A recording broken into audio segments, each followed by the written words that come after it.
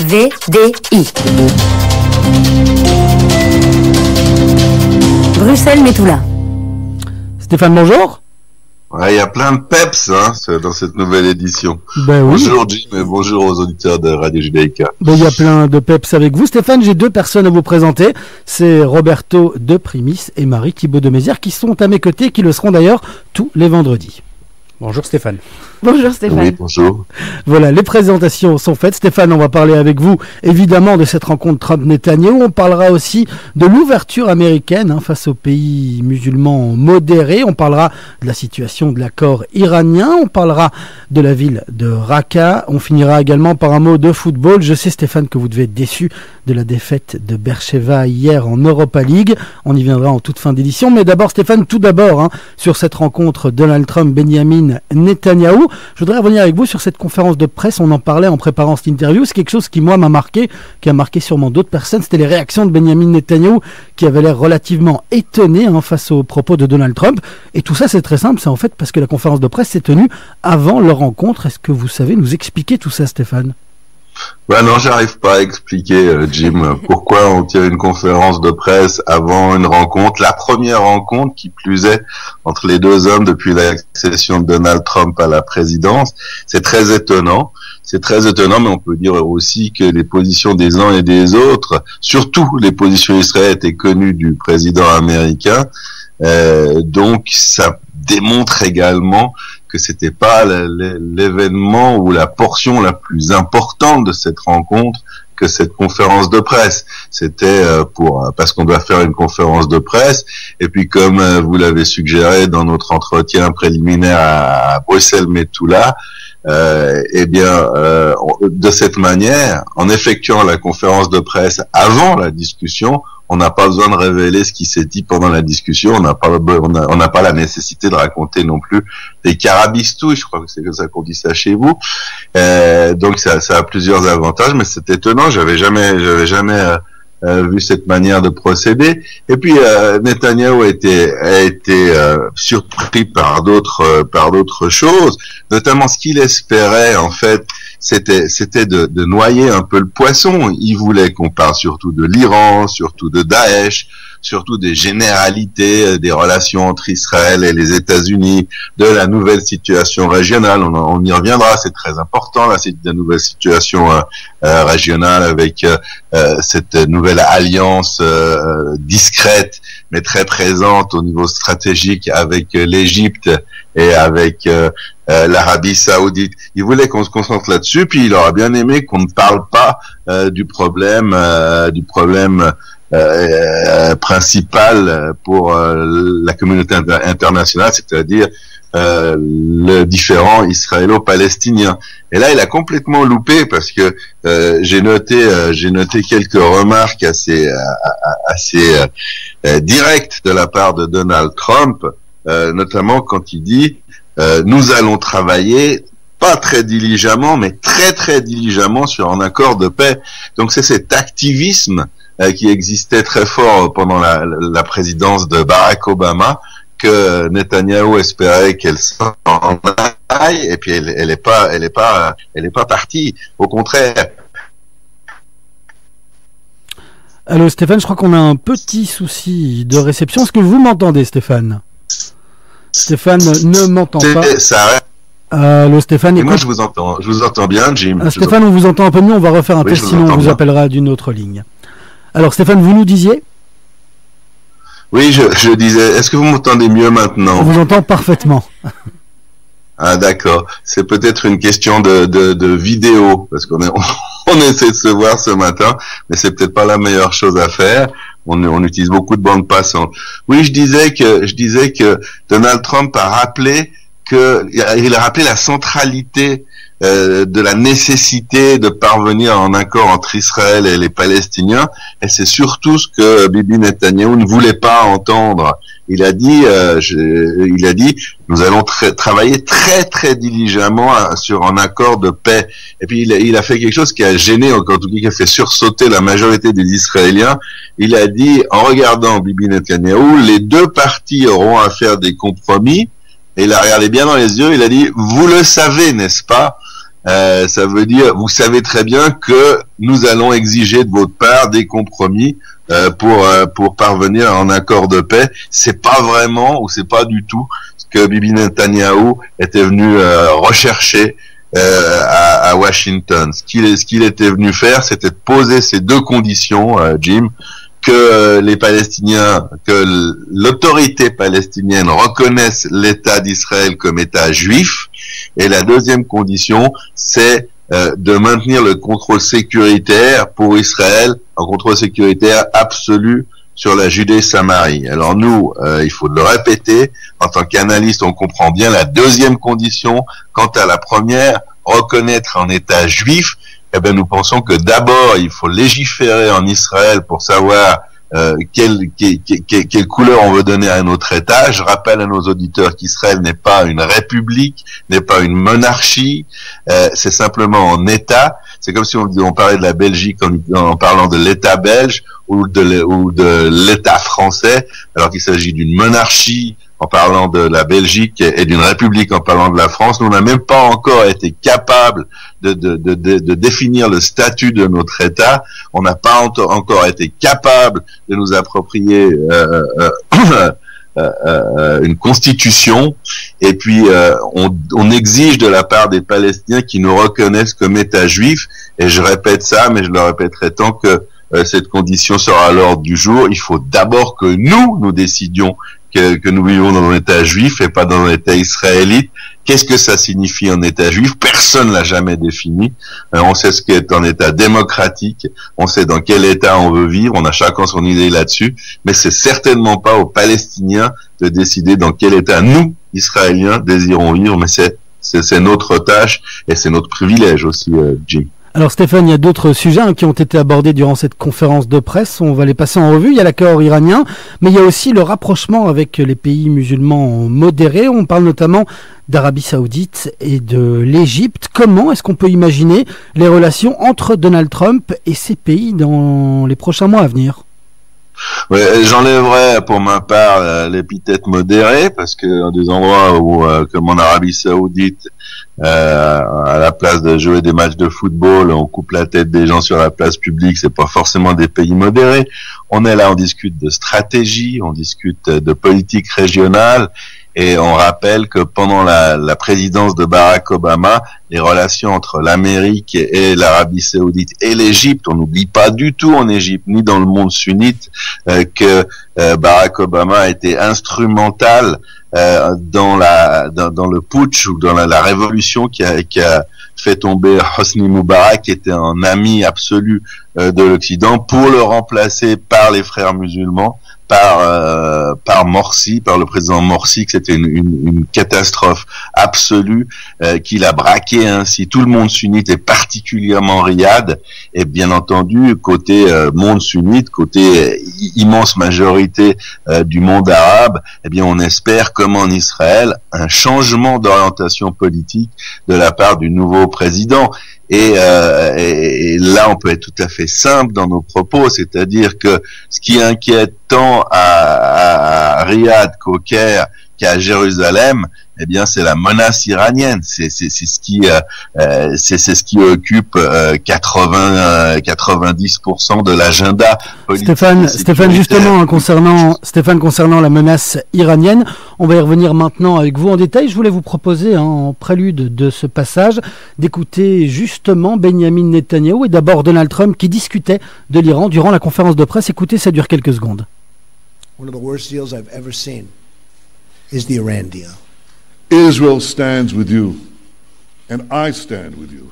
Voilà Stéphane, c'est très court mais ça donne tout de même le ton. On voit un Donald Trump très décidé et on sent un Benjamin Netanyahou assez heureux des déclarations de Donald Trump. Stéphane, concrètement, qu'est-ce qui va devoir changer entre les relations internationales avec l'Iran dans les prochains mois à venir ? Ouais, d'abord, c'est cette description de l'évidence.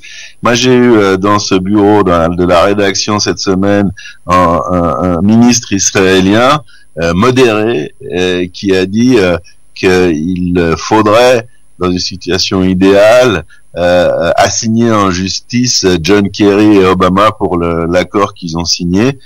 Nous, on a abondamment traité cet accord et on peut pas être plus d'accord. C'est le pire accord qu'on aurait pu imaginer, et on peut même parler de collusion et pas de partenariat avec les autres puissances mondiales. Eh bien, ce que nous dit Trump, il y a cet accord qui existe, mais il introduit une notion de pression, de menace qui n'existait pas au temps d'Obama. Les Iraniens avaient vraiment l'impression qu'ils pouvaient faire ce qu'ils voulaient.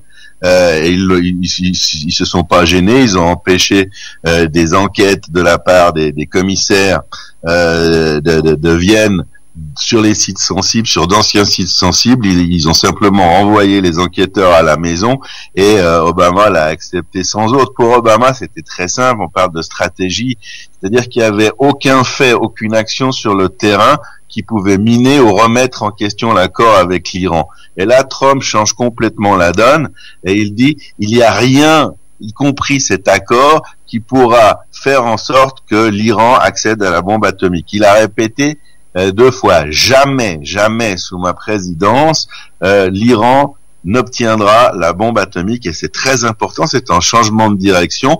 Ça ne veut pas dire forcément l'annulation de cet accord, mais ce que Trump a dit en conférence de presse, il attend rien de nouveau. Il a dit qu'il a déjà réimposé des sanctions, c'était suite à cet essai de tir de missiles balistiques, et on n'a pas besoin de faire la guerre à l'Iran pour faire peser la menace d'une intervention américaine. Mais cette menace n'existait pas auparavant, je dis à l'époque de Barack Obama. Maintenant, elle existe, et on a vu ces dernières semaines.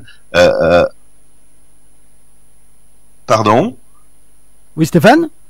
Oui, je disais qu'on avait vu ces dernières semaines Donald Trump sortir le carton jaune, et également des gens de son équipe sortir le carton jaune en direction de l'Iran, en disant à l'Iran, faites attention, Barack Obama était votre ami, vous laissez tout passer, ce sera pas la même chose avec moi. Et les Iraniens et les Israéliens et le monde arabe a très bien saisi la dimension de cette menace. Alors ça intéresse bien évidemment les Égyptiens, les Saoudiens, les Jordaniens, les États du Golfe.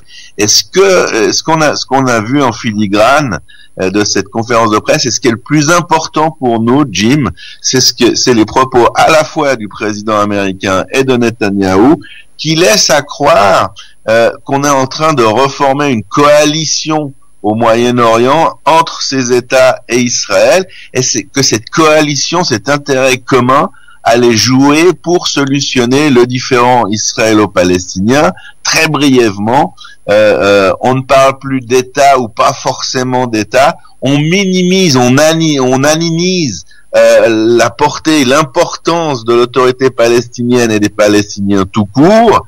Et puis on imagine, avec l'aide de ces pays, avec l'intérêt principal de ces pays qui est l'Iran, et l'intérêt corollaire qui est de s'allier avec Israël et avec les États-Unis, que les conditions de la définition de l'autonomie ou de l'indépendance des Palestiniens avec Israël seront revues à la baisse. Stéphane, juste pour rester un petit peu encore sur l'accord iranien, on a avec nous Roberto De Primis également en studio, et il voulait revenir sur l'accord iranien et principalement sur les sanctions. Je vous propose de l'écouter 2 petites secondes. Mais je veux juste rebondir en fait, parce que les sanctions, il y a, à part la symbolique des discours de communiqués de presse aussi qu'il peut y avoir entre Israël et les États-Unis, moi je me rends compte qu'il faut quand même un peu de substance, et donc un certain pragmatisme dans le cadre des relations internationales. On voit quand même qu'il y a un accord qui a été signé sur le nucléaire iranien. On a quand même l'Union européenne, la diplomatie européenne et les Russes qui sont derrière avec les Américains qui ont trouvé ce deal.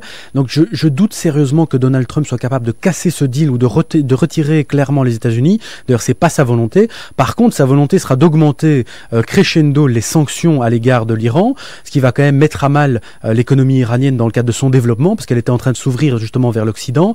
Et je crois que c'est quand même une volonté aussi, et là peut-être Stéphane pourra me confirmer cela. C'était une volonté de la part de Netanyahou quand il a rencontré Donald Trump de vouloir éviter ce développement économique de la part de l'Iran, qui finance quand même pas mal de groupes à travers la région, dont notamment le Hezbollah, qui est une menace constante.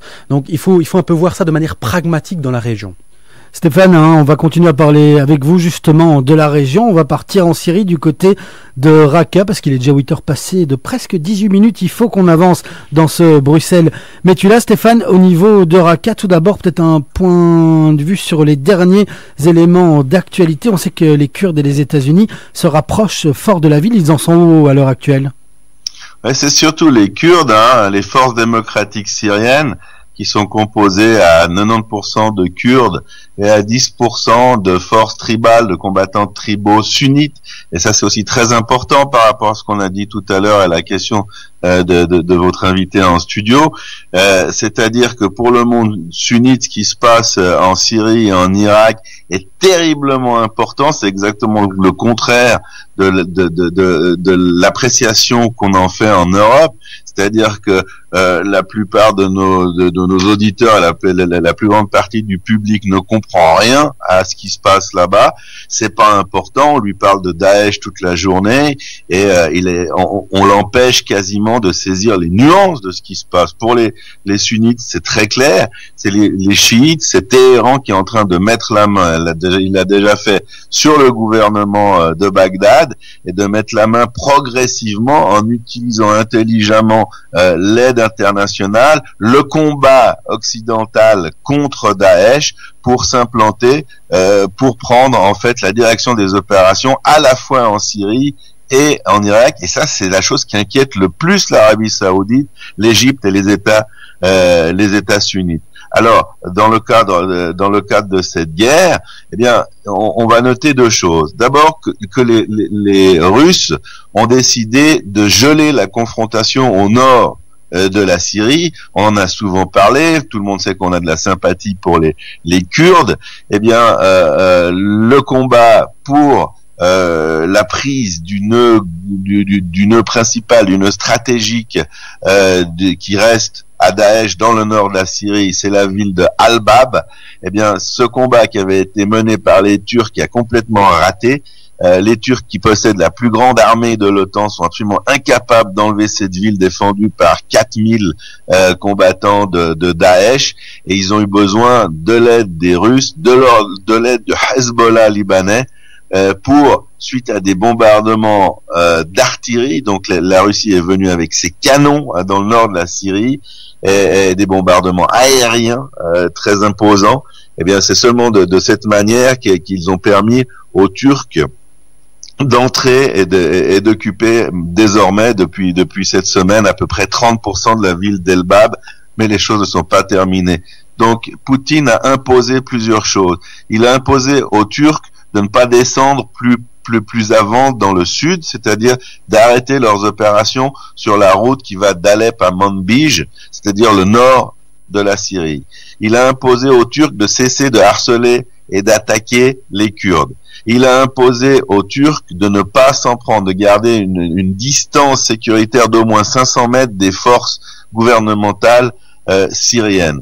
Dans le même temps, il a imposé à Bachar al-Assad d'accepter l'occupation du nord de son pays, à la fois par les Turcs et par les Kurdes. En fait, il a décidé le gel. On va plus se battre dans le nord de la Syrie, ce qui a permis aux Kurdes de prélever une grande partie de leurs combattants de cette région du nord de la Syrie pour les poster dans la campagne de Raqqa, dans la campagne qui vise la prise et la destruction de la capitale de Daesh en Syrie. Et on en est plus très loin parce que Stéphane, on n'en est plus très loin, mais ce que je vous propose, c'est de conseiller à nos éditeurs de se joindre sur le site de la MENA, la Metula News Agency, ou alors sur votre page Facebook Metula News Agency, pour aller lire le dernier article que vous avez posté justement concernant la situation à Raqqa, qui est passionnant. Je conseille à tous nos éditeurs de le lire. On le partagera d'ailleurs sur notre page Facebook. Comme ça, c'est encore plus simple pour nos lecteurs Facebook.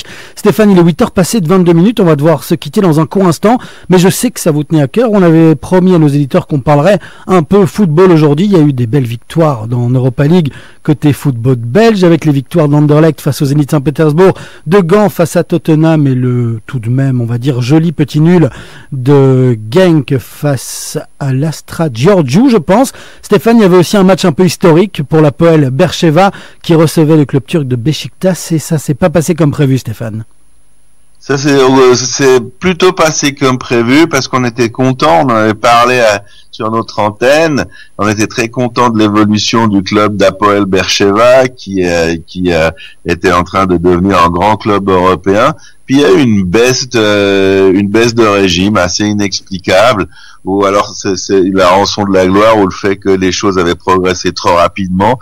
Et hier, on a vu une équipe empruntée face à un Beşiktaş qui avait rien à foutre de guerre. Disons-le, Beşiktaş l'a emporté en Israël au match aller 3-1 contre Beersheva. Beersheva méconnaissable avec ses vedettes à part John Ogu qui est le cerveau, le milieu de terrain, le chef d'orchestre de cette équipe. Ben, tout le reste était très en deçà, était emprunté, n'était pas agressif. Et c'est pour cela que on a subi cette défaite, somme toute naturelle, mais sans éclat. C'est-à-dire que Beersheva était au moins aussi bonne que Beşiktaş, mais Beşiktaş s'est marqué des buts, ce qui n'est pas le cas de Beersheva. C'est la fin du périple de Beersheva en Coupe d'Europe. Mais Stéphane, enfin, ne parlez pas si vite. Une petite victoire 2-0 en Turquie la semaine prochaine et l'affaire est réglée, hein. Ben, on a beaucoup d'espoir. On dit toujours à la MENA, tant qu'il y a de l'espoir, il y a de l'espoir. Mais là, c'est plus que de l'espoir, Jim. C'est sûr, c'est pas par rapport au score ou aux statistiques, c'est simplement par rapport au spectacle qui a été proposé. C'est une équipe qui tourne pas, Beersheva, pas non plus en championnat depuis quelques semaines. Et c'est pas cette équipe dans l'esprit où elle se trouve qui peut renverser la situation à Beşiktaş.